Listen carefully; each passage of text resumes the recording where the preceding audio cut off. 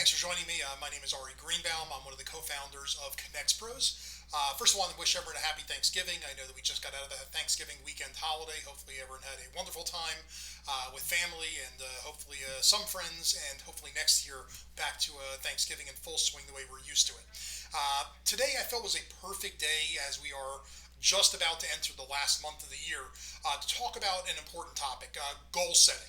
It's something that I've talked about multiple times in different blog posts. At the end of last year, 2019, did a written article that was very similar to what we're going to talk about now, but we're going to go a lot more in detail because I do feel that goals are an essential part of success. Whether it's in business, whether it's in personal development, no matter what you're doing, goals are a key factor in that. So I want to talk about a couple of key things here. Number one, first and foremost, understanding the importance of goals.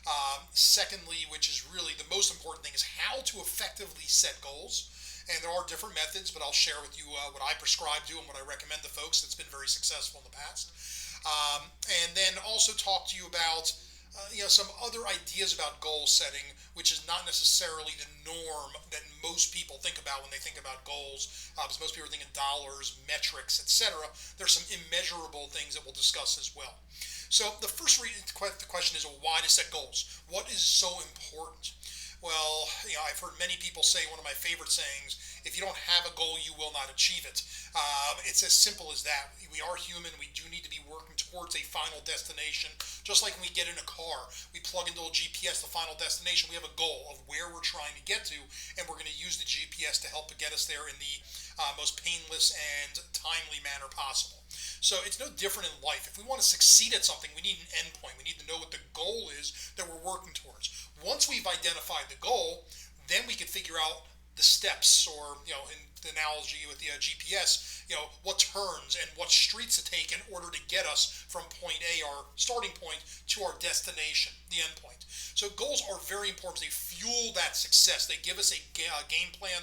They give us a roadmap for it. And without it, I'm not saying it's impossible, but it is next to impossible to achieve success and to do such in a consistent and sustainable way.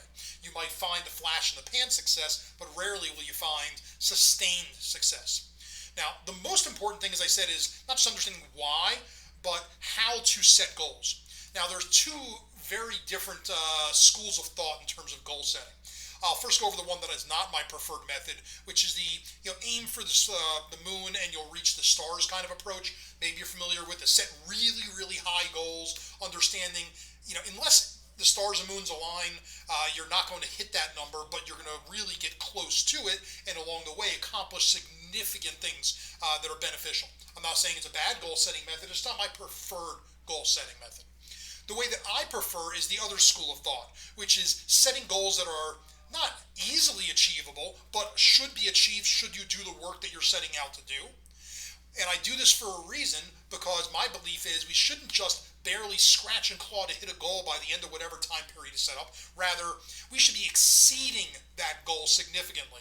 And when you exceed something, it produces a level of euphoria and a reaction that will help fuel you for future goal setting and goal achievement. So it's purely positive motivated versus the other one, which is, in my opinion, just setting up for failure. You're aiming for something you are not going to hit.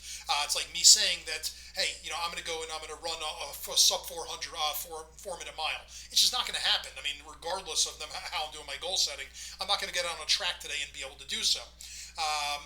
Now again, if I set a realistic number that, hey, I'm going to run, an 8-minute mile, well, that's a realistic thing. And if I do better than that, fantastic, I'll feel good. But when I miss it, I'm not going to feel bad because I set too high of a goal. Hopefully that's making sense. Now, in addition to just understanding the general theory on goal setting, it's important to understand how to set goals, because there is a formula of how to set goals, and they come in two parts. One is just the goal setting itself, and then another piece that I'll call the WWW, and I'll reference a article that I had shared previously earlier this year. So the first thing is we need a plan of how we're going to have a goal and achieve it. So the first step is we got to think about one. We have to really put our mind to it and come to a conclusion. What is a good, realistic, achievable goal? Now, right now we're at the end of 2020, so you might be doing this for the new year. Today is the end of a month. You may be doing this for next month. You might be doing this on a weekly or a daily basis. Goals are not limited to longer term periods. They are something we can do short term, intermediate term, and longer term goals in the same exact approach. So the first thing is to think about or create what it is you're looking to achieve. The second step after we've thought about it is write it down. We live in a world of technology. This does not mean type it into a note or send yourself a text with it. Literally take pen to paper and write it down. People much greater than myself all have done studies of the importance of actually physically writing something down versus typing it in, and how it actually sticks with us and has more meaning. So make it meaningful. Write it down. The next step in this, after we've established a goal and wrote it down, is to plan how we're going to get there. Just like a GPS runs through a bunch of different scenarios of different roadways you could take, you also need to plan, how am I getting from point A to point B, and check marks or check-ins along the way that will let you know, are you achieving it? So we need to not just make the plan, but we need to write it down. Just like we wrote down the goal, you need to strategize. You don't go into a football game as a coach and say, yeah, we're going to run these plays. No, you've game planned it, you've written it down, you've practiced it numerous times before you step foot in that field.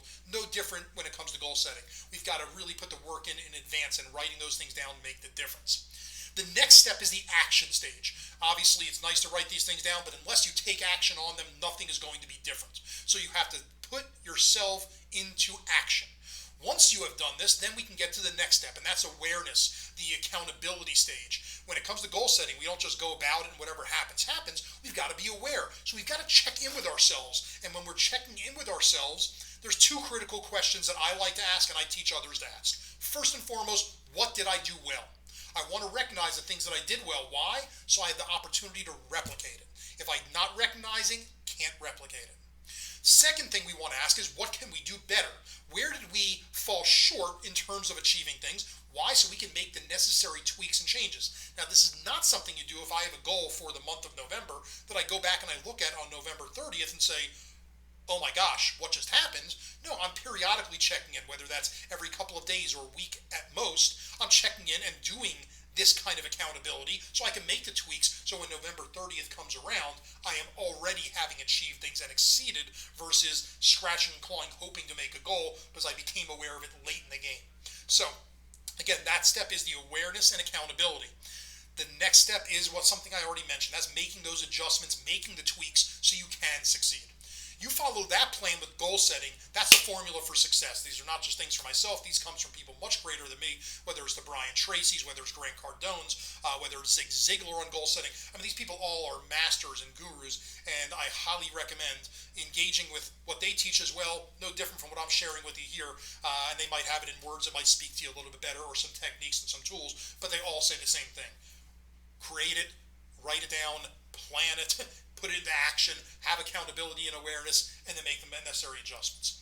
So that's what we need to do. And again, as we're coming into the month of December, as we're ending 2020, going into 2021, no better time than to talk about it in the present.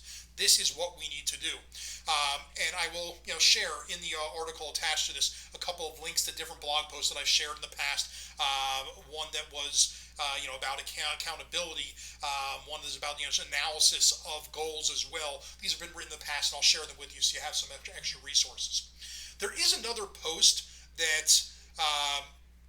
I did share that was titled about goals of the WWWs. People use that for different ways, the World Wide Web, but the WWWs of goal setting. And this is the kind of stuff that is not necessarily the standard metrics as we're setting goals and planning, but in your planning stage, we need to identify when. So that's part of the metrics, obviously. When is the due date? When is the deadline? Or different metric checkpoints. That's easy. But the next is the what. Meaning, what do I need to make this goal happen? And again, there might be resources, there might be tools, whatever the cases are. Those are the things that we need to put into our planning stage as well. But the piece that most people miss is the who. Again, not to be an owl, but ask yourself, who? Who do I need in order to accomplish this? Are there people I need to rely on to make this happen? Are there people that are going to be involved in my action stages? These are all factors that we've got to consider and not just leave it to basic stuff. Well, if I do this, then this will be the result. Let's think about it from a broader perspective. Who, what, and as we said, when. That's the easy one. So these are important pieces as well. The other piece that I wanted to share at the end of this concept was not just metric-based goal setting. At the beginning of this year and the last year, I talked about some potential ideas for goals that we could set that are not metric-based. I mean, some can be measured, but very different from just revenue, new customer acquisition, what we want for our profitability, etc. One, as an example, was to go above and beyond, setting a goal for exceptional customer service. So again, idea, goal, exceptional customer service. What is my plan? How am I going to do this after I've written it down? Figuring out how I'm going to improve my customer experience for my clients. Then having that action plan, putting it into action, and again, going back and analyzing. Perhaps that's what it is that you want to focus on in addition to just metrics. Other areas that I suggested, improving an online presence. Again, might have a metric that you could attach to it as far as where your page ranks and where it's seen on search, but improving your online presence is a nice goal to have that will help you long term.